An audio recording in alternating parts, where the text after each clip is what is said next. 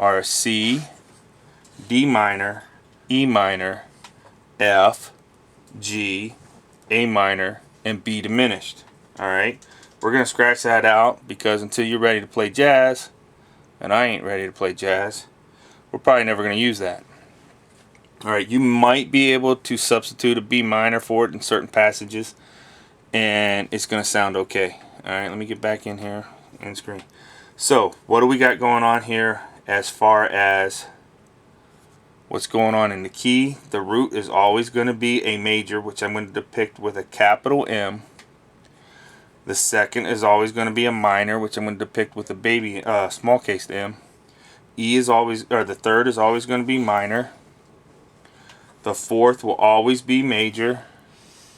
The fifth will always be major. The sixth will always be minor. And then you have this little sucker over here. Alright, so with the 6 chords that are most commonly used in any key, you have 3 majors and 3 minors. The majors are always going to be the first, the fifth, the first, the fourth, and the fifth, which is a great progression when we start talking about chord progressions for blues. And the minors are always going to be the second, the third, and the sixth. Alright, so I'm going to erase all this, and we're going to write just that down. Now you see how using triads, those 3-note scales, stepping through a key, is able to develop the chords in that key. Alright? Hopefully there's no questions. If you have questions, shoot me up in the comment section, and I'll be happy to answer them. Alright? So what we said was, in any key, alright, the chord structures are always going to be, the first chord is major.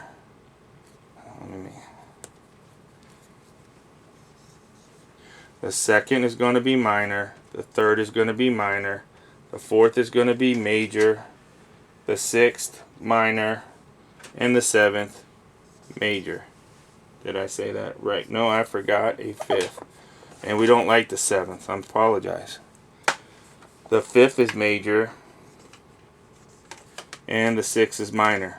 The nice thing about this 6 is it's relative minor. Okay? What does that mean? When you go back to the scales, they have exactly the same notes. Alright? They're opposite sides of the same coin. The major being more happy, the happy side. So if you're thinking of the theater symbol with the happy mask and then the sad mask, your major is the happy mask. Your minor is going to be the sad mask or the angry mask. But they're really the same person. Okay.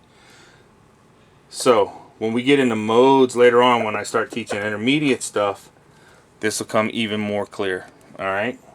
So that is the formula. Let me get it in here so you can see it good. Sorry, I've been moving around so much. For the key. And we know that the scale is always 1 through 7, right? And in the scale, you're 1, 2, 3, 4, 5, 6, and 7.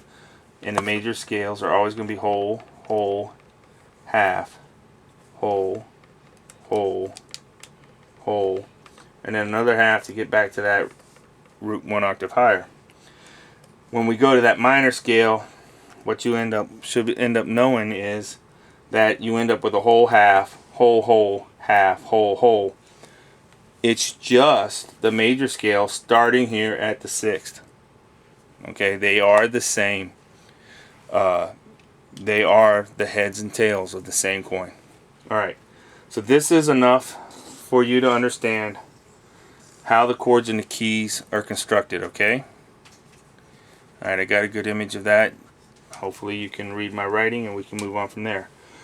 I am going to start teaching you the chords, and I thought long and hard how I was going to teach you chords, and I decided to teach them to you by the keys. We're going to start with C, since music theory is based around the key of C. I'm also going to teach you A minor because it's its relative minor. It's the tails of that head side of that coin. So when we're done with the next lesson, you'll know the chords in the key of C and the chords is the key of A minor, and then we'll move on to another popular key, which is the key of G. I hope to see you in the next lesson. If you have any questions, please don't hesitate to hit me up in the comment section. Alright, I know this is a little bit shaky because I don't have a good whiteboard at this time, so if you couldn't see everything I wrote, if it's a little bit confusing, go ahead, like I said, hit me up in the comment section and I can write out a nice answer for you. Okay, I hope to see you in the next episode. Take care. Bye.